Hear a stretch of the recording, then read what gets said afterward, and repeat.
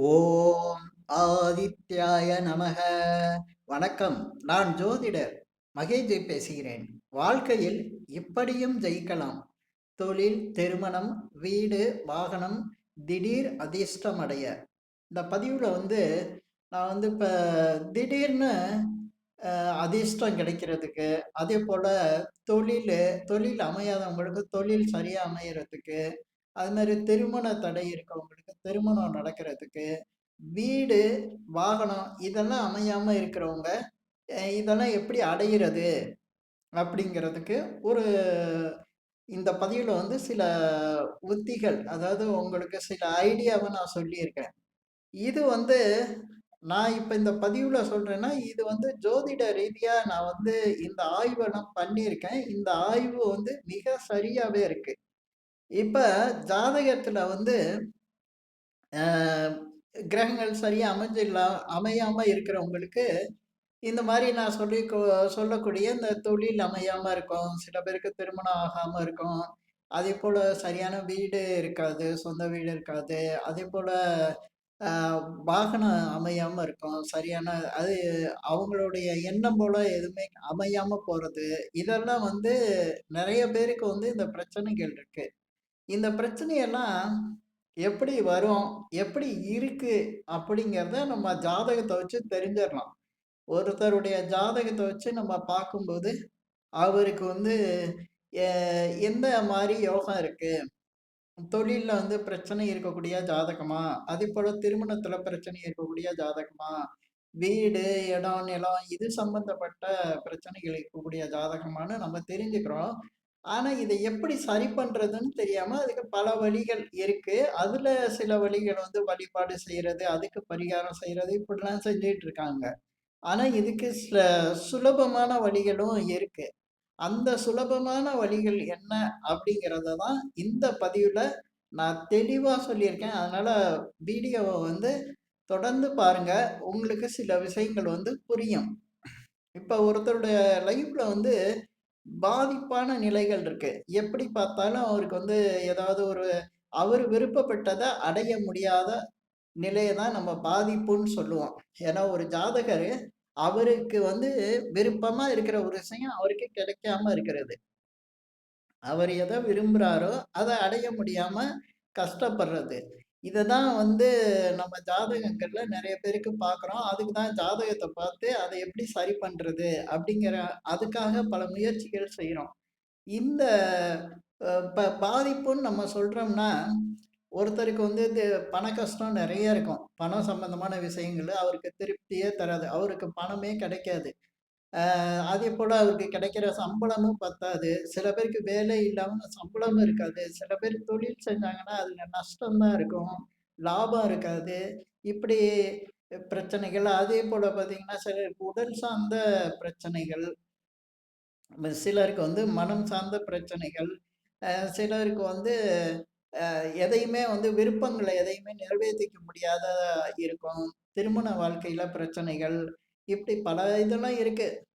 இதையெல்லாம் நம்ம விரும்பாம நடக்கிற விஷயங்கள். நம்ம இதெல்லாம் விரும்புறதில்ல. ஆனா நம்மள தேடி வருது. இந்த மாரி பாதிப்புகள். நம்ம விரும்புறது வேறையா இருக்கும்.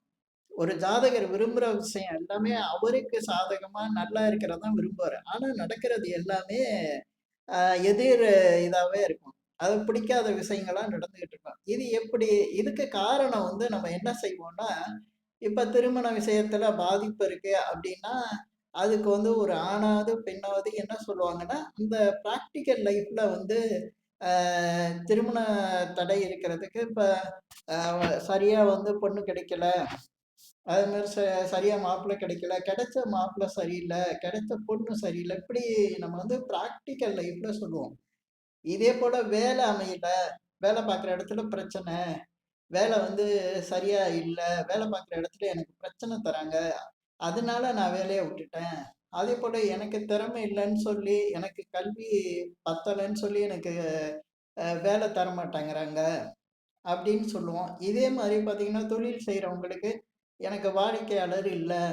அதனால எனக்கு வருமானம் இல்லாம நஷ்டமாகுது. இப்படிலாம் சொல்லுவோம். இதெல்லாம் இன்னொருத்தர் செய்யறது கிடையாது. இதெல்லாம் அந்த ஜாதகரே செய்யறாரு. இந்த ஜாதகர் இத செய்யறாருங்கிறத அவர் புரிஞ்சுக்கணும். எப்பவுமே தன்னை சுத்தி நடக்கிற அத்தனை பாதிப்புகளும் இன்னொருத்தர் செய்யறதே கிடையாது. இவங்களுடைய ஜாதகத்துல உள்ள கிரக அமைப்புகள் எதை செய்யணும்னு அமைப்பு இருக்கோ அதை இவருடைய சந்திரன், சந்திரன்னா சந்திரன் தான் மனசை சொல்றது. ஒரு ஜாதகத்துல சந்திரன், அந்த சந்திரன் வழியா தான் இவருக்கு அந்த பாதிப்புகள் பூரா வந்துகிட்டே இருக்கும். இத ஒரு ஜாதகர் தெளிவா புரிஞ்சிருக்கணும். இத புரிஞ்சுக்கிட்டா அவர் எல்லா விஷயத்திலையும் ஜெயிக்க ஆரம்பிச்சிடலாம்.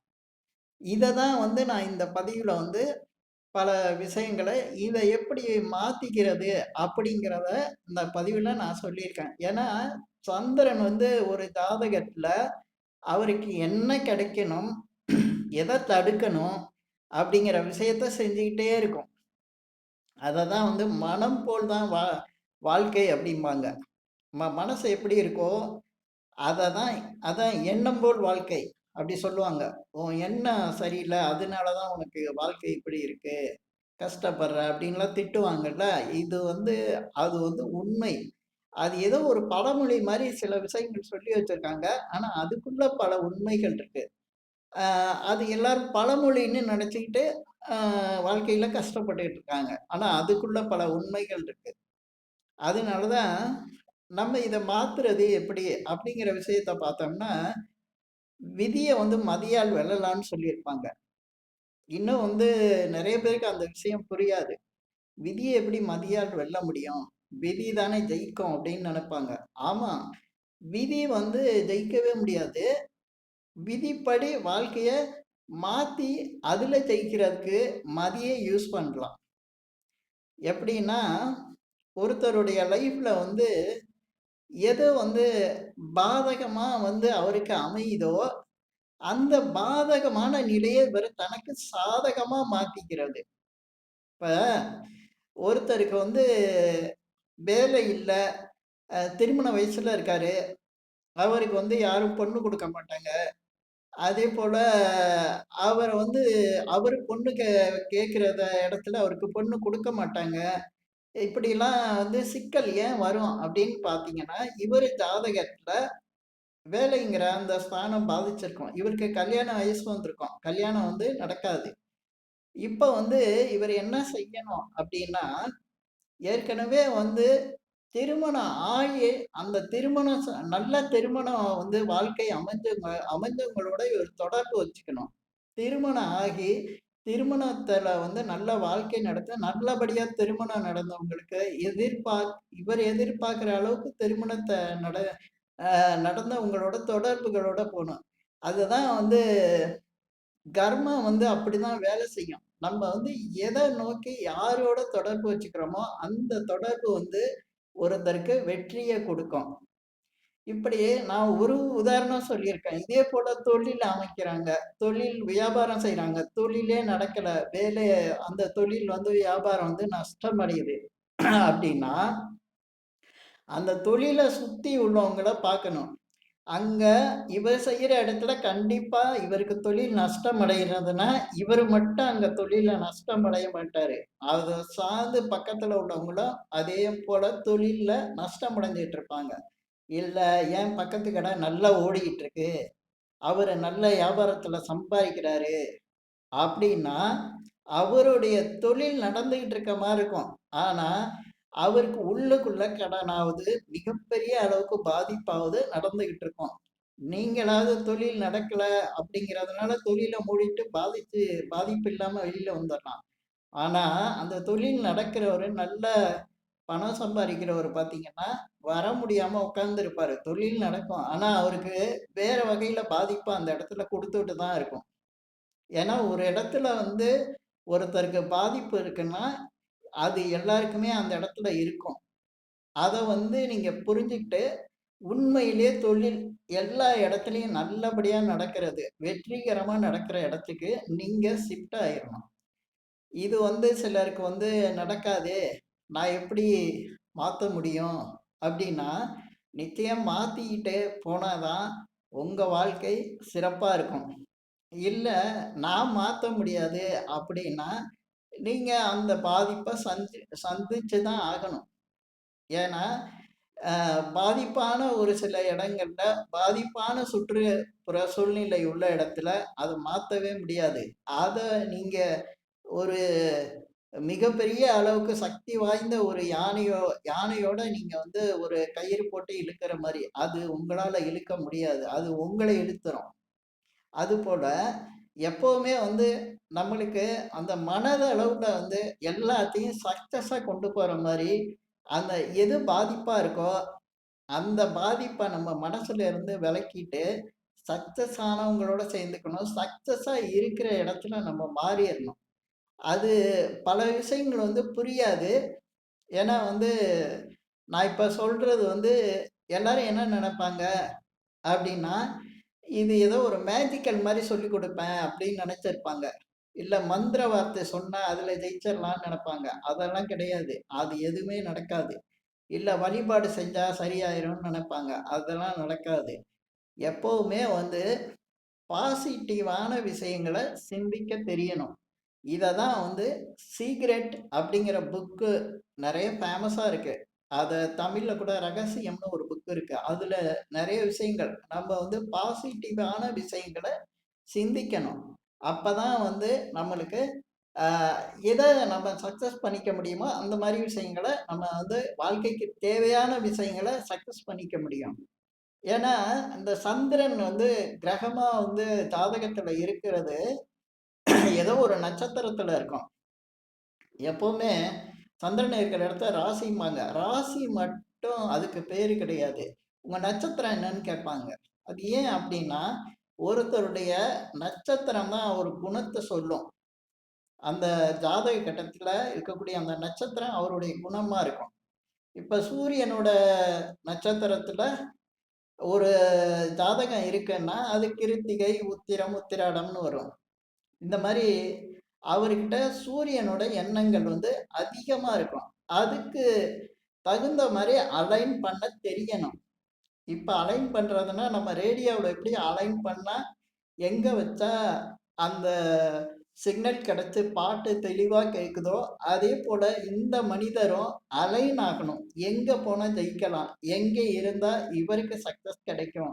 அப்படிங்கிறத இப்ப நான் சூரியன் சொல்லியிருக்கேன். இதே போல சந்திரன். ரோகிணி, அஸ்தம், அஸ்தம், திருவோணம். இந்த நட்சத்திரங்கள்ல சந்திரனோட குணங்கள் தான் அந்த ஜாதகர்ட்ட இருக்கும். இந்த நட்சத்திரங்கள்ல அதாவது ரோகிணி நட்சத்திரத்துல, அஸ்த நட்சத்திரத்துல, திருவோண நட்சத்திரத்துல. இந்த நட்சத்திரங்கள்ல இன்னும் டெப்த்தா போலாம். ஆனா அந்த அந்த அளவுக்கு நம்ம அத இப்ப பேச முடியாது. ஒரே வீடியோல எல்லாத்தையும் பேச முடியாது. அது மாரி நம்ம அந்த அலைன் பண்ண தெரியணும். அந்த அலைன்னா, நம்ம வந்து அந்த இடங்களுக்கு மாறணும். அதே போல மனிதர்கள சந்திக்கணும். அதே போல பல விஷயங்கள் நம்மளுக்கு தடையா இருக்கிற விஷயங்கள சக்சஸா இருக்கிறவங்களோட நம்ம தொடர்பு கொள்றது. ச அதுக்கு பல மெத்தட் இருக்கு. நான் அத வீடியோல பேசுனேன்னா பேச முடியாது. ஏன்னா ஒவ்வொரு ஜாதகத்துக்கும் சில ஷார்ட்டான விஷயங்கள் இருக்கும். அந்த மாரி விஷயங்கள நம்ம வந்து தொடர்ந்து கடைபிடிச்சா வாழ்க்கையில வந்து ஈஸியா ஜெயிக்கலாம். அப்படிதான் ஒருத்தருக்கு வந்து தொழில் இல்ல, வருமானம் இல்ல, கஷ்டப்படுறேன் அப்படின்னு சொன்னா, அவரு சரியான அலைன்மென்ட்ல இல்ல. அவருக்கு ஃப்ரீக்வென்சி கிடைக்கல.